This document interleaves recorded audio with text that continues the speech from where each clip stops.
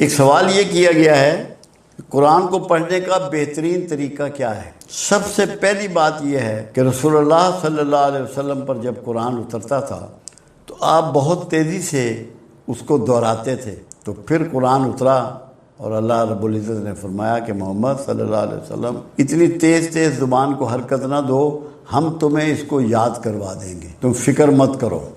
ایک اس میں گائیڈنس یہ ملی کہ قرآن حکیم کو ہم نے بہت سپیڈ سے نہیں پڑھنا، کیونکہ تحمل میں بردباری موجود ہوتی ہے۔ ہم نے تحمل سے قرآن حکیم کو پڑھنا ہے تاکہ جو اس کی فیوز و برکات ہے وہ ہمارے ذہن پہ، ہمارے قلب پہ وارد ہوں اور ہم اس سے مستفید ہوں۔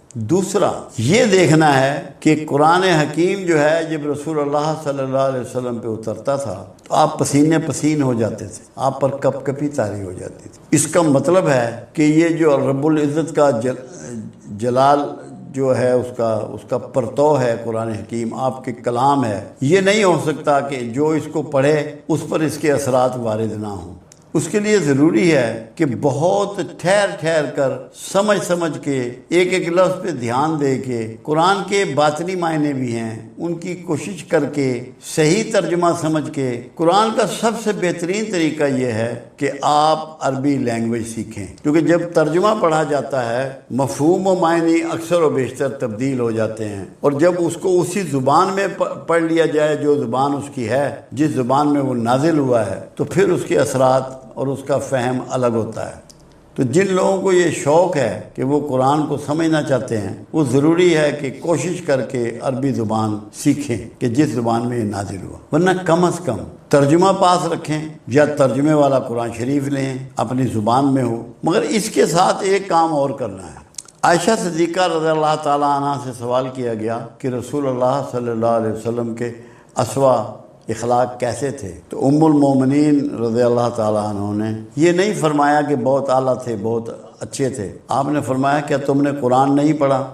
تو جب آپ قرآن پڑھیں، جو صورت آپ کے سامنے آئے، جو آیت آپ کے سامنے آئے، جو پارہ آپ کے سامنے آئے، اس کے مطابق حدیث مبارکہ یا سیرت کی کتاب آپ کے پاس موجود ہونی چاہیے کہ آپ کو پتہ لگے کہ اس شعبے کو جو قرآن میں یہاں احکامات آئے ہیں یا دلیل آئی ہے یا کوئی تاریخ کی بات آئی ہے یا اللہ کا کوئی حکم آیا ہے، اس کو رسول اللہ صلی اللہ علیہ وسلم نے کیسے امپلیمنٹ کیا ہے، کیسے کر کے دکھایا ہے۔ جب تک یہ چیز آپ کے سامنے نہیں ہوگی آپ کو قرآن کا فہم نصیب نہیں ہو۔ میں نے جب بھی قرآن پڑھا ہے، میرے پاس 2 سے 3 احادیث کی کتاب میں بیڈ پہ بیٹھ کے پڑھتا ہوں، کیونکہ کرسی میز پہ وہ مجھے میرا مقصد حل نہیں ہوتا، تو میرے بیڈ پہ پڑھی ہوتی ہیں، میں ساتھ میں دیکھ رہا ہوتا ہوں کہ رسول اللہ صلی اللہ علیہ وسلم نے اس کو کیسے اپلائی کیا، کیونکہ قرآن اپلیکیشن کے لیے، اپلائی کرنے کے لیے ہے۔ اگر آپ کو اس کی ڈیمانسٹریشن کا نہیں پتا، آپ کیسے اپلائی کریں گے؟ نہ اپنی ذات پہ اپلائی کر سکتے ہیں، نہ بیوی پہ اپلائی کر سکتے ہیں، نہ بچوں پہ اپلائی کر سکتے ہیں، نہ روزمرہ کی زندگی میں اپلائی کر سکتے ہیں۔ اس کے لیے ڈیمانسٹریٹر کا کریکٹر، ڈیمانسٹریشن کے ثبوت قرآن کے ساتھ آپ رکھیں تاکہ آپ کو کبھی کوئی دھوکہ نہ ہو قرآن حکیم کو سمجھنے۔ مجھے اس دن ایک صاحب کہنے لگے کہ باطن کیسے ہوتا ہے قرآن کا؟ میں نے کہا میں تمہیں بہت چھوٹی سی بات سمجھا دیتا ہوں۔ میں نے کہا جب آیت اتری اذا جاء نصر اللہ والفتح، یہ پوری، تو ابو بکر صدیق رضی اللہ تعالیٰ عنہ نے رونا شروع کر دیا کہ جس میں تو حوالہ ہے کہ فوج در فوج، جوگ در جوگ لوگ فوج اسلام میں داخل ہوئے، آپ رو رہے ہیں۔ انہوں نے کہا اس میں مضمون یہ ہے کہ رسول اللہ سے جدائی کا وقت آ گیا، فسبح بحمد ربک واستغفر انہ کان توابا، نمازوں کی کثرت کر، عبادت کی کثرت کر اور توبہ کی کثرت کر۔ کہ یہ باطنی معنی تھے جو سب کی سمجھ میں نہیں آئے، اس لیے ساتھ رکھنا ہے احادیث مبارکہ یا سیرت نبی صلی اللہ علیہ وسلم۔ اس سے کوئی اختلاف نہیں کہ کس کی رکھتے ہو یا ترجمہ کس کا دیکھتے ہو، یہ کوئی میٹر نہیں کرتا۔ تم جڑ جاؤ قرآن سے، جب تم قرآن سے وابستہ ہو جاؤ گے کوئی تمہیں مس لیڈ نہیں کر سکے گا۔ اللہ تمہاری آگاہی کرے گا، اللہ تمہاری مدد کرے گا، اللہ تمہاری رہنمائی کرے گا۔ تو قرآن کو پڑھنے کے لیے مؤدب، باادب، توجہ، دھیان، غور و فکر، عاقبت کی فکر، اس کو اپلائی کرنے کی سوچ، اس کو محاورتاً لاگو کرنے کی اپروچ، یہ آپ کے پیش نظر ہو، اور جس میں ہر وقت آپ کے سامنے رسول اللہ صلی اللہ علیہ وسلم کی ذات گرامی کھڑی ہوئی نظر آنی چاہیے کہ اللہ کے رسول نے قرآن کے کون سے حصے کو، کون سے شعبے کو کس انداز سے اپنایا اور زمانے پر لاگو کیا، ایک بہت بڑا انقلاب لے آئے۔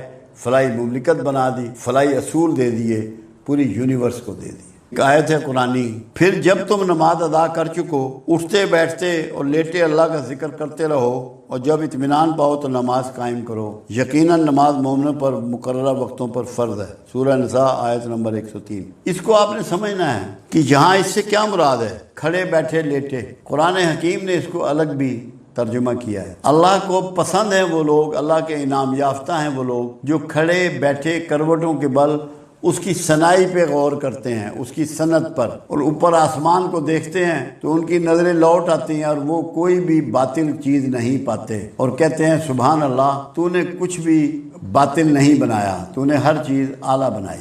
یہی اللہ چاہتا ہے، کیونکہ قرآن حکیم میں کم سے کم 721 جگہ عقل و شعور کے استعمال کرنے اور غور و فکر کا ذکر ہے۔ جانوروں میں اور ہم میں جو ہمیں جانوروں سے چیز ممتاز کرتی ہے وہ غور و فکر ہے۔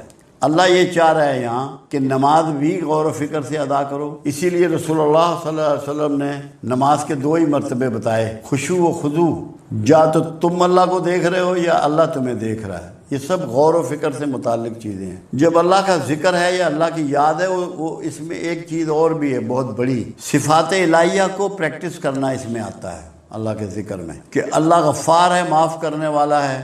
آپ لوگوں کو معاف کرنا شروع کریں، نماز تو آپ نے پڑھ لی، لوگوں کو معاف کرنا شروع کریں۔ اللہ رزاق ہے، آپ لوگوں کو کھانا تقسیم کرنا شروع کریں، ان کو 2 نوالے کھلائیں، ان کو روٹی کھلائیں۔ اللہ آپ کے پردے رکھنے والا ہے، پردہ پوش ہے، آپ بھی پردہ پوشی اختیار کریں۔ یہاں اس سے مراد اس ذکر سے مراد یہاں صفات الہیہ کی پریکٹس ہے۔ اس کو شعور بنائیں، اس کو شعار بنائیں، اس کو اپنے معمولات میں داخل کریں، اپنے معاملات میں داخل کریں، اس سے سیکھیں، اور پھر اللہ کی صنعت پر غور کریں۔ ہمیں اس نے کیونکہ خلیفۃ الارض بنایا ہے ہمارے باپ آدم کو، تو ہمیں یہ اسائنمنٹ دی گئی کہ ہم نے غور و فکر کرنا ہے، اور جو کائنات تو نے دی ہے اس کو خوبصورت کر کے تجھے لوٹانا ہے، اس پہ ہم نے کام کرنا ہے، جو غور و فکر کے بغیر ممکن نہیں ہے۔ جن لوگوں نے غور و فکر کیا ہے انہوں نے کائنات کے نقشے اور انداز بدل کے رکھ چھوڑے، یہ کمال و خوبی ان کو نصیب ہوا۔ اگر کوئی برے اعمال کر رہا ہے، بد اخلاقی کر رہا ہے، وہ دیگر چیز ہے، اس کی سزا پائے گا، مگر جو کمال کے کام ہیں وہ لوگوں نے کیے ہیں، لوگ کر رہے ہیں۔ تو یہ اس لیے ہے کہ ذکر اللہ کا کہ تم غور و فکر کرو، سوچو سمجھو کہ تمہیں دنیا میں نے بھیجا ہے، تمہاری آج کی ڈیلیوری کیا ہے، تم نے انسانوں کو آج کیا چیز دی، کیا گائیڈ کیا، کیا فیسلٹی دی۔ اس لیے یہ بات ہے، اطمینان تبھی ملے گا۔ کوئی روح اطمینان نہیں پا سکتی جب تک کہ صحیح معنوں میں اللہ کا ذکر نہ کرے۔ قرآن اس کو واضح کرتا ہے کہ تمہارے دلوں کو اطمینان ہو ہی نہیں سکتا میرے ذکر کے بغیر۔ ذکر اسماء الہیہ، صفات الہیہ جو مخلوق کر سکتی ہے، اس کی پریکٹس کا اصل راستہ ہے۔ نماز بھی ذکر ہے، قرآن کی تلاوت بھی ذکر ہے، اللہ کے پیارے ناموں کا ریسائٹ کرنا بھی ذکر ہے، مگر اعلیٰ ترین